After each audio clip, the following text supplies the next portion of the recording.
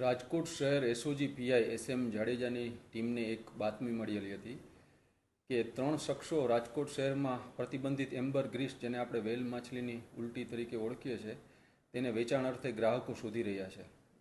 ઉપરોક્ત બાતમીના આધારે રાજકોટ શહેર એસઓજી પીએસઆઈ એસબી ઘાસુરાની ટીમ દ્વારા આ 3 શખ્સો નરેન્દ્રસિંહ મહિપતસિંહ જાડેજા, પરેશ ચંદ્રકાંતભાઈ શાહ અને આશીષ સુરેશભાઈ ભટ્ટને 2,97,30,000 કિંમતના પ્રતિબંધિત એમ્બર ગ્રીસ સાથે પકડી લેવામાં આવેલ છે. અને આ તપાસ વન વિભાગને કાર્યક્ષેત્રને લગત હોય, તેથી આ ત્રણેય આરોપીઓ તથા મુદ્દામાલને વધુ તપાસ અર્થે વન વિભાગના અધિકારીઓને સોંપવામાં પણ આવેલ છે.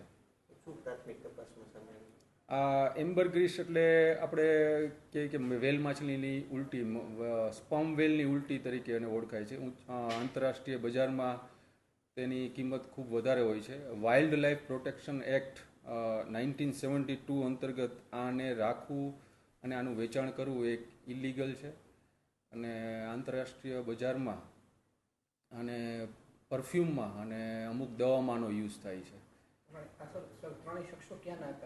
આ ત્રણેય શખ્સો બહારથી દરિયા વિસ્તારમાંથી આવેલ હતા અને તેઓ